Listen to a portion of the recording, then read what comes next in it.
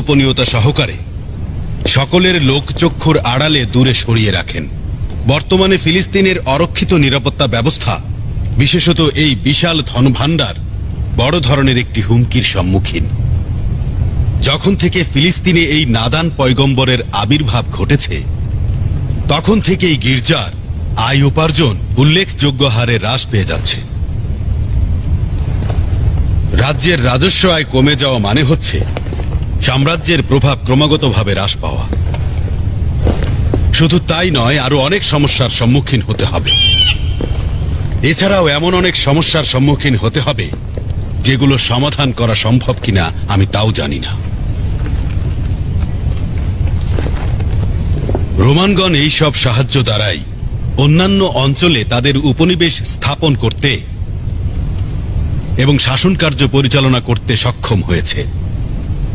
মান্যবর আলিজা সাজানুস, আর এই সকল কারণেই আমি এবং জেনারেল ভিত্রিউস এক প্রকার বাধ্য হয়ে জেনারেল ফিলাতিসের উপনিবেশ অঞ্চলে হস্তক্ষেপ করতে বাধ্য হয়েছিলাম। আমাদের নিকট যতটুকু তথ্য রয়েছে তাতে আমরা জানি যে ফিলিস্তিনে বছরের পর বছর ধরে এই ধরনের মৌমাছির চাকের মতো নবী পয়গম্বরের আগমন ঘটেছে। সর্বশেষ ইয়াহিয়া নবী ছিল, হিরোদোস আবার তার গর্দান ছিন্ন করে দিয়েছে। অবশ্য এই বিষয়টি আমরা সিনেটরদের নিয়ে মজলিসের শুরায় আলোচনা করেছিলাম এবং এটি প্রমাণিত হয়েছিল যে ওই বিদ্রোহী রাজনৈতিক ছিল না। অসংখ্য সাক্ষী বলেছিল যে ওই লোকটি কাউকে আঘাত করেনি, শুধুমাত্র পোকামাকড় ও মধু খেত।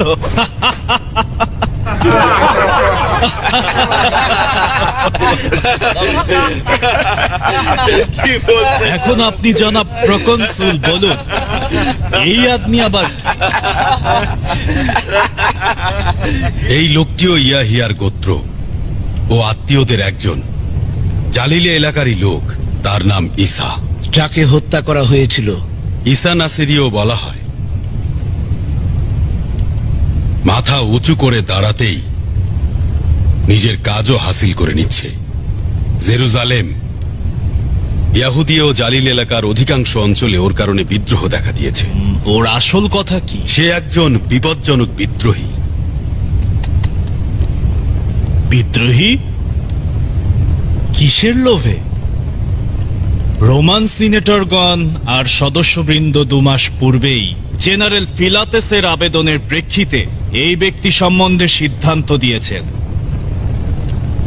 আপনি কি ভেবেছেন সিনেটর আর সাজানুসও বিদ্রোহী হয়ে গিয়েছেন?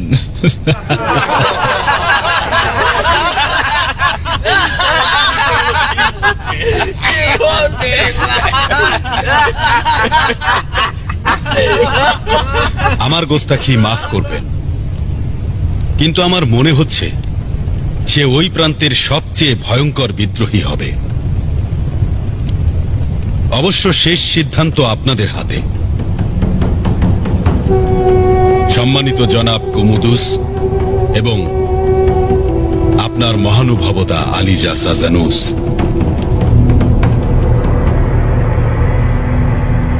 আচ্ছা ঠিক আছে। রোমান সাম্রাজ্যের অর্থ মন্ত্রণালয় এখন থেকে জেরুজালেমের মন্দিরের এই কোষাগার ও ধন সম্পদের বিষয়ে আরো বেশি দৃষ্টি দেবে। এই বিষয়ে আমি আপনাদেরকে নিশ্চয়তা দিতে পারি। শুধু মন্ত্রণালয় নয়, সিনেটরগণও এ বিষয়ে দৃষ্টি দেবেন। কিন্তু দ্বিতীয় বিষয় হলো, এই ব্যক্তি ঈসা নাসেরি যতক্ষণ পর্যন্ত না সাম্রাজ্যের নিরাপত্তায় কোনো ক্ষতি সাধন করবে, আমার মতে তাকে নিয়ে দুশ্চিন্তা করার কোনো কারণই নেই। সেক্ষেত্রে সিনেটরগণ ও কাইজারগণ তাকে শুধুমাত্র একজন ধর্মীয় জাদুকর মনে করবেন। আপাতত তার যা ইচ্ছে তাকে করতে দিন। এতে করে সাধারণ মানুষ ঈসা নাসেরির জাদু দেখে কিছুটা বিনোদন পাবে। জেরুজালেম এলাকার লোকজন যত বেশি আসমানি জাদু নিয়ে মশগুল থাকবে, আমাদের সাম্রাজ্যের জন্য তত বেশি তা মঙ্গলজনক হবে। তাদের জন্য এতেই মঙ্গল হবে।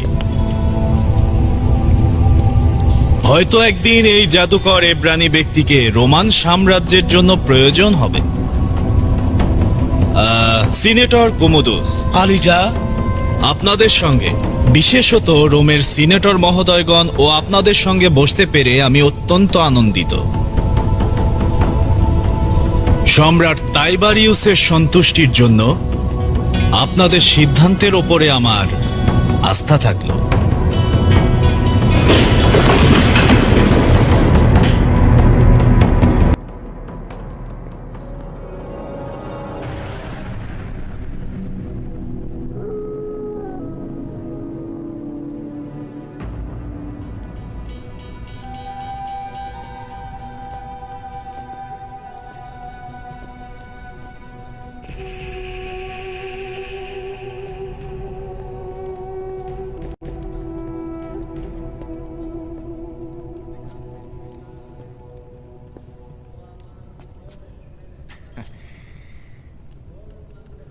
نترس سالار فدایان زیلوت، جایی برای نگرانی نیست. اینجا امن‌ترین جای معبده. در حال حاضر جز ما کسی حق پا گذاشتن به اینجا رو نداره. نگران نباش. باراس، تو یه زیلوتی، یا اونطور که عوام دربارت میگن عضوی از انجمن فدایان مقدسی. جای بسی خوشبختیه که بالاخره شورای محترم کهانت حاضر شده از اسم انجمن ما با اسم صحیحش ذکر خیر کنه. من تو رو بابت گله‌گذاری برای گذشته به اینجا دعوت نکردم. بهتره با هم رو راست باشیم. هرچند ما اعضای سنهدرین در گذشته رسما شما رو تایید نکردیم، ولی همیشه غیر مستقیم ازتون حمایت کردیم. من از این حرفا چیزی سردار نمیارم. خب حالا دیگه باید سر در بیاری. ما یه دشمن مشترک داریم. منظورت ایساست؟ نه؟ دقیقاً. خب حالا بگو نظرت راجع به اون چیه؟ واقعا مایلم که نظرتو بدونم. از ته دل مشتاقم که بدونم.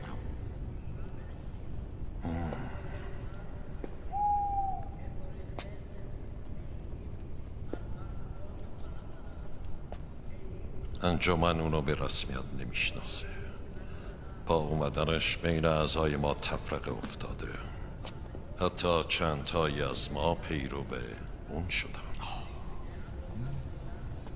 عجیبه. عجیبه. چرا منعشون نکردیم؟ فایده ای نداشت. عقلشونو دزدیده. ناصری سحر میکنه. من حاضرم اینو ثابت کنم. سحر. وایلا کارایی که ازش سر میزنه غیر ممکنه. یحیی پیغمبر بود ولی داعیه معجزه نداشت. دیگه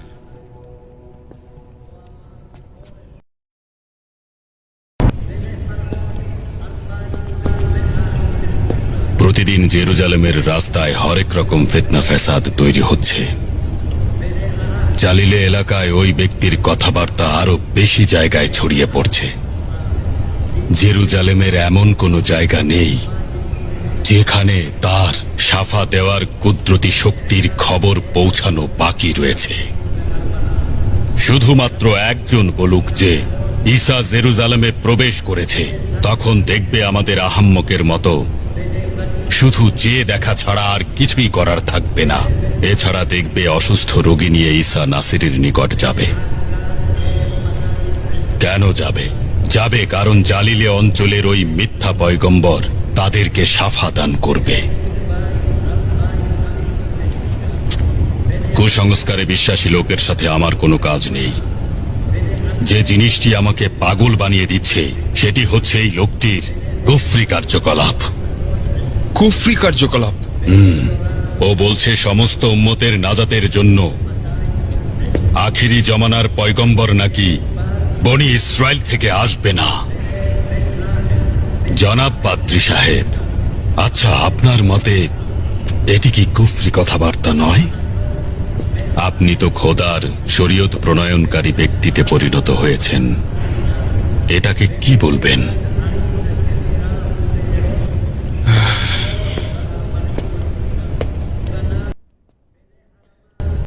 این که مهم نیست. از این بدترم گفته. ما را یعنی جانشینان هارون و خادمان شریعت موسی را شورای سنهدرین مقدس و 71 کاهن پارسا را افعیزاده لقب داده. اسم معبد مقدس سلیمان رو گذاشته غار دزدان و شیاطین.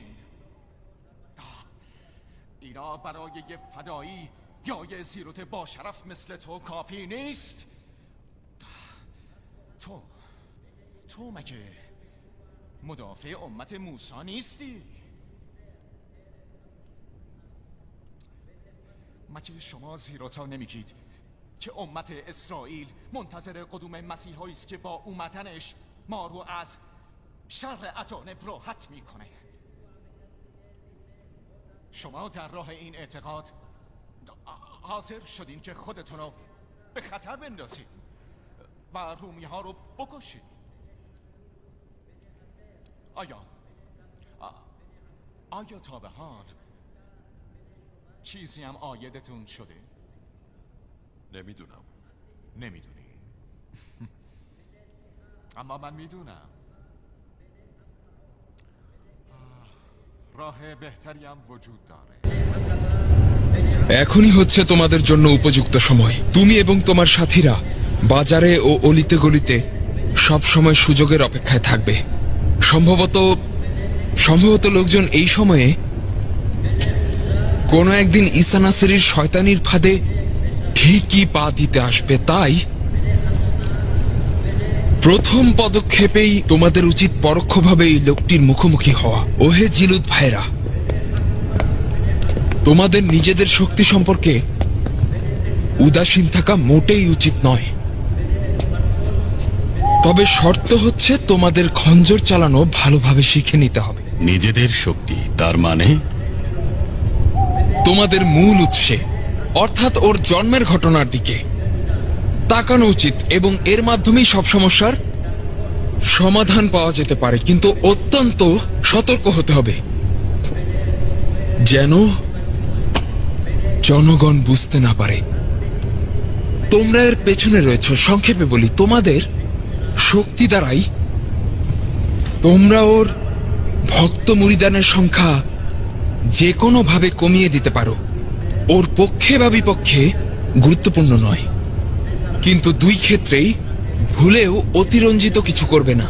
কিন্তু পাদ্রী সাহেব, এই লুকোচুরি খেলায় লাভের বদলে লোকসানটা বেশি হয়ে যেতে পারে। না না না, ঈসাকে সাধারণ মানুষের চাইতে অধিক উপরে নিয়ে বুঝতে পেরেছো বারাবাস? হ্যাঁ, ধীরে ধীরে বুঝতে পারছি।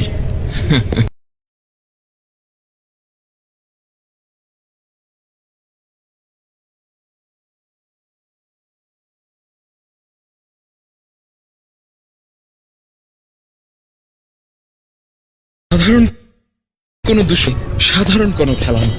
ঈসা নিঃসন্দেহে একজন বিপজ্জনক ব্যক্তি। আমাদের জন্য উত্তম হচ্ছে গুরুত্বপূর্ণ সময়ে আমরা রোমানদের সাহায্যে অলিগলির সাধারণ মানুষের সঙ্গে প্রবীণের আদেশের অপেক্ষায় থাকবো। যতটা সম্ভব জনগণের মধ্যে ঈসা নাসেরী সম্পর্কে বিভক্তি ছড়িয়ে দেবে। আপাতত রক্তপাত হানাহানির প্রয়োজন নেই। নিজেদের খঞ্জর খিলাফে পুরে রাখো।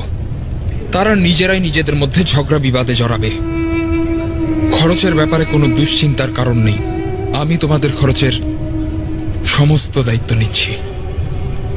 তুমি নিশ্চয়ই আমার উদ্দেশ্য আশা করি বুঝতে পেরেছ বারাওয়াস।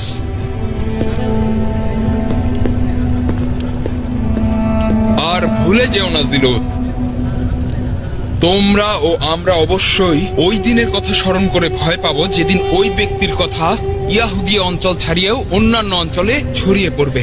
ওই সময় আমাদের ও তোমাদের আধিপত্য থাকবে না।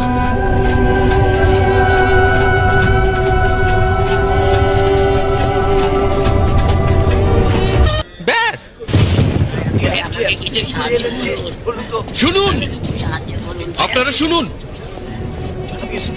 সুলাইমান গির্জার অধিবাসীগণ, জনগণ জালিমের বিরুদ্ধে জেগে উঠেছে। সেই ব্যক্তির কথা কি আপনারা শুনেছেন? এখন আমার কাছ থেকে শুনুন। বহু বছর ধরে বনি ইসরায়েলরা রোমান মুশরিক ও অথর্ব বাদশাহের দালালি করে গিয়েছিল। এটা কি সঠিক নয়? হ্যাঁ, বহু বছর ধরে আমরা আমাদের মধ্যে একজন পুত পবিত্র ও খোদাভীরু ব্যক্তির অপেক্ষায় ছিলাম, না অথর্ব মহান হেরোডের মতো মূর্খ রাজার অপেক্ষায়। হিরোদোস ও তার নাদান পুত্রের জন্যেও নয়, তাই নয় কি? দীর্ঘজীবী হোক। ইহুদিদের জন্য একজন শক্তিমান বাদশাহের প্রয়োজন, কিন্তু ইমরানের বংশধর থেকে একজন বাদশাহ, যে কিনা হযরত ইয়াকুবের সুযোগ্য উত্তরসূরি, যার হাতে থাকবে হযরত দাউদ ও হযরত সুলাইমানের সালতানাতের আভিজাত্য। এখন আমরা আবারও আমাদের নতুন পয়গম্বর হযরত ঈসা মসীহের মাধ্যমে বনি ইসরায়েলের জন্য বাদশাহী রাজত্ব কায়েম করতে সক্ষম হব। হযরত ঈসা মরিয়মের পুত্র এবং হযরত মরিয়ম হযরত দাউদের বংশধরদের একজন। অতএব মুকাদ্দাসের বাদশাহ ঈসা দীর্ঘজীবী হোক, দীর্ঘজীবী হোক, ঈসা দীর্ঘজীবী হোক, ঈসা দীর্ঘজীবী হোক।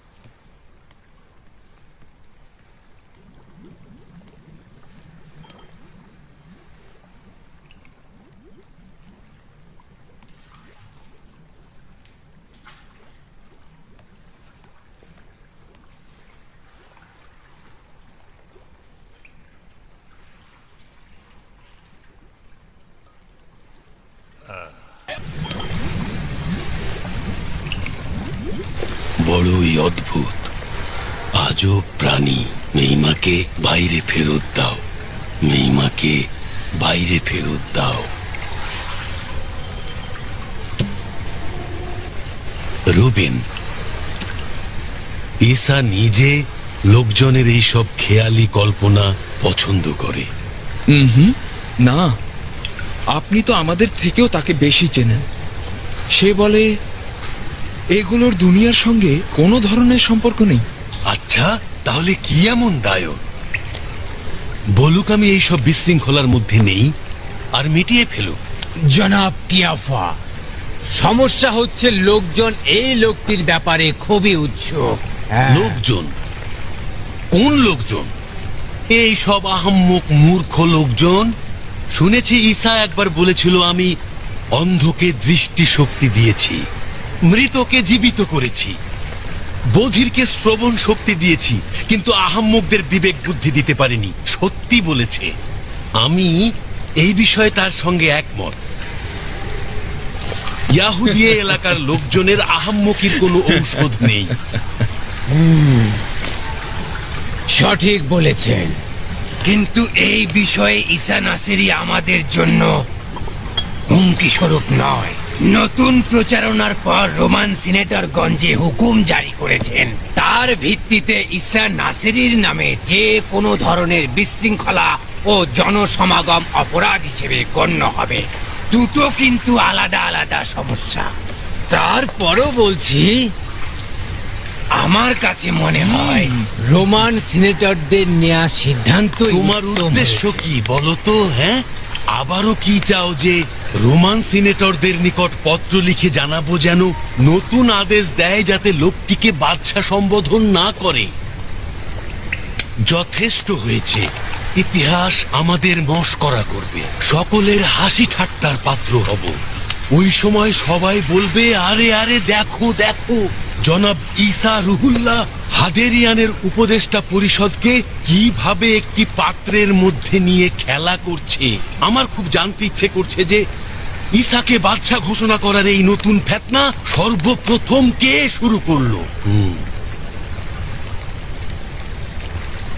আপনাদের অনুমতি থাকলে বলতে চাই, ওই ব্যক্তি আমি ছিলাম। কি? তুমি? কিন্তু তুমি কেন? আপনারা ভালোভাবেই জানেন যে এই ধরনের ব্যক্তির সঙ্গে একদিক থেকে লড়াই করে পেরে ওঠা খুবই কষ্টকর, ফলাফল একেবারেই শূন্য। আমরা হিরোদোস এমনকি রোমানগণ পর্যন্ত ওর সঙ্গে ভদ্র আচরণ করে পরাজিত হয়েছি। ভালোভাবে শুনুন, আমরা হাদেরিয়ান উপদেষ্টা পরিষদ, অর্থাৎ আমার উদ্দেশ্য বিশেষ বাহিনী ঈসার সঙ্গে লড়াই করার অধিকার রাখি না। এই এলাকার সমস্ত নিরাপত্তাও আইন শৃঙ্খলা ফিলাতেসের অধীনে রয়েছে, কিন্তু তিনি আমাদেরকে সাহায্য করবেন বলে মনে হচ্ছে না। হিরোদোস তো শুধুমাত্র আনন্দ ফুর্তি আর মদ পান নিয়ে ব্যস্ত রয়েছেন। আমি রোমান ও হিরোদোসের লোকদের সঙ্গে কথায় বুঝেছি এরা ঈসার ভয়ে কতটা ভীত। তার লোকজন তাকে এমনভাবে বিদ্রোহে উস্কানি দিচ্ছে যে এখন এরা রাজ্যের বিরুদ্ধে ঈসাকে ইহুদিদের বাদশা হিসেবে প্রকাশ্যে ঘোষণা দিচ্ছে। আর এই ঘোষণার মাধ্যমে আমরা রোম ও হিরোদোসকে একত্রিত করতে একেবারেই সক্ষম হব, যদিও এখনো তার কোনো প্রয়োজন ছিল না। আমি আশাবাদী যে যত দ্রুত সম্ভব আমরা সবাই মিলে নিজেদের স্বার্থ বুঝতে পারবো। আমরা আপাতত সেই পূর্বের ঘটনা যেখানে খোদা হিসাবে হযরত ঈসাকে আখ্যায়িত করা হয়েছিল এবং রোমানগণ এই বিষয়ে আইন প্রণয়ন করেছিল সেই বিষয়ে নজর দিতে পারি। এই ঘটনাকেই সাধারণ ধর্মপরায়ণ মানুষের মধ্যে প্রচারণা চালাতে পারি। আমরা সব সময় লোকদেরকে বলছি যে মানব জাতির সেই মুক্তিদাতা মহামানব খোদার অশেষ রহমতে তার নির্বাচিত গোত্র বনি ইসরায়েল থেকে নাকি আগমন করবেন। সাধারণ লোকজন এতদিন ধরে সেটি বিশ্বাস করে এসেছেন, এমনকি হাদেরিয়ানরা পর্যন্ত মুক্তির মানবের পূর্বসূরীকে যথেষ্ট সম্মান করত। কিন্তু এখন যদি সাধারণ জনগণ বুঝে ফেলে যে মূল ঘটনা আসলে একেবারেই ভিন্ন ধরনের কিছু এবং এই মুক্তির দূত কখনোই বনি ইসরায়েলদের মধ্য থেকে আসবেন না, বরং তিনি সমস্ত জাহানের উম্মতের জন্য পৃথিবীতে আসবেন, তখন আমাদের সমস্ত গল্প ভেস্তে যাবে, যা আমরা যুগ যুগ ধরে বুনে চলেছিলাম। আজব আজব। সে আমাদের সকলকে পরীক্ষার মধ্যে ফেলে দিয়েছে। ওকে শিক্ষা কতল দিচ্ছে। করার পর ওর নাপাক শিক্ষা নিয়ে চিন্তা ভাবনা করা যাবে, বুঝতে পেরেছো? একেবারে সঠিক, ঠিক বলেছে। আর রাখো তো এই ঘষা মাজা বন্ধ করো। আলিজা কিয়াফা, মনে হচ্ছে ভুলে গিয়েছেন যে এই ব্যক্তিটি বোধহয় হ্যাঁ, ওই ব্যক্তি শুনতে পায় না।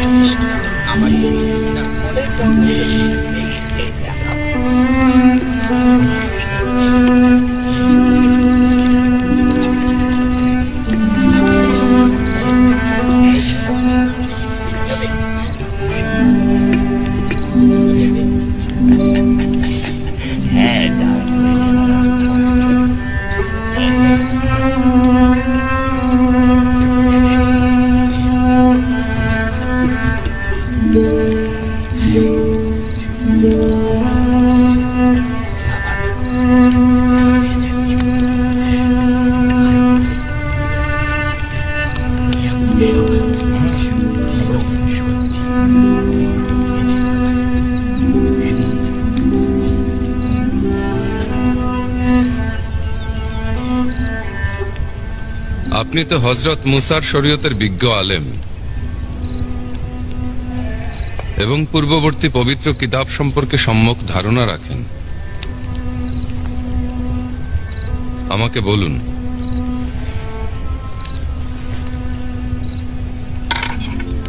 আমাদের পিতা হজরত ইব্রাহিমের হজরত ঈসা সম্বন্ধে আখিরি পয়গম্বর সম্পর্কে কি ধারণা ছিল?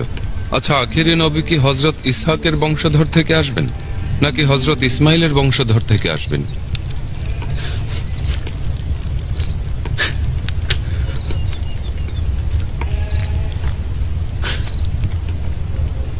এই ওস্তাদ,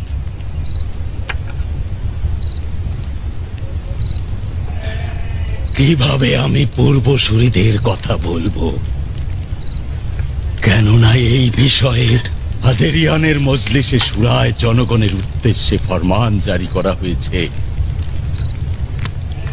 আর সেটি হচ্ছে এই বিষয়ে কেউ কোনো কথা বললে মৃত্যু অনিবার্য।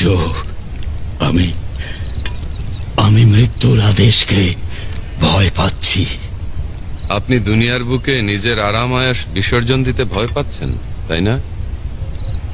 আপনি যা কিছু জানেন সেগুলো আমাদের বলুন।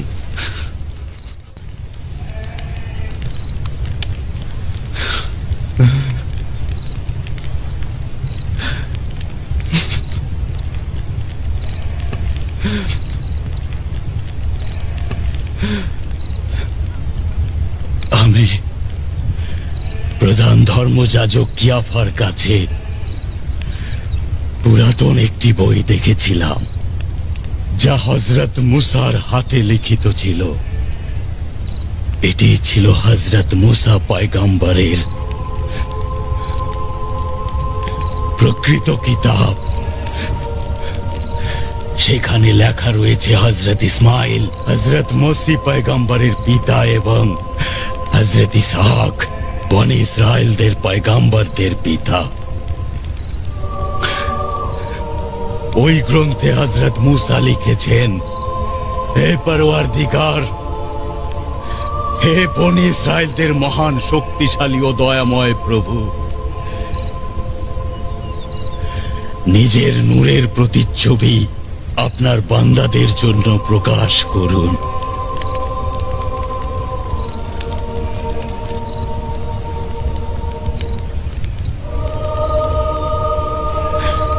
এভাবেই আল্লাহ তাআলা তার প্রিয় পয়গম্বরকে হযরত ইসমাইলের খানদান থেকে এবং হযরত ইসমাইলকে হযরত ইব্রাহিমের খানদান থেকে হযরত মুসার দিকে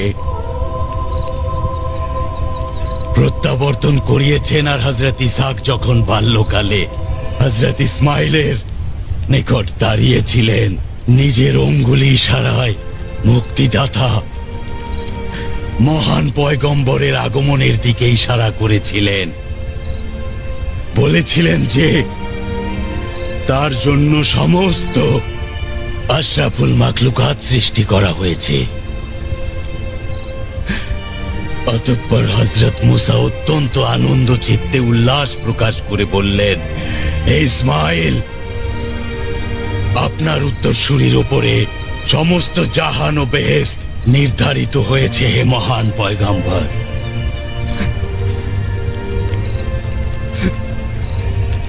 হে পয়গম্বর, সেখানে তো লেখা নেই যে খোদা জীবজন্তুর মাংস ভক্ষণ করেন। সেখানে তো লিখিত নেই যে আল্লাহ তাআলা শুধুমাত্র বনি ইসরায়েলদের জন্য রহমত ও বরকত সীমাবদ্ধ করে রেখেছেন, বরঞ্চ সেখানে লেখা রয়েছে আল্লাহ তাআলার রহমত সমস্ত আশরাফুল মাখলুকাতের জন্য বরাদ্দ রাখা। আমি ওই কিতাবের সমস্ত কিছু দেখার সৌভাগ্য লাভ করিনি, কেননা আমি যখন সেখানে পাঠে মশগুল ছিলাম, প্রধান ধর্মযাজক আমার পড়াশোনায় বিঘ্ন ঘটালেন। তিনি বাধ্য করলেন যেন অবশিষ্ট অংশ পাঠ করতে না পারি। তিনি বললেন, এটুকু জানো, ইসমাইলের খানদানের কেউ এটি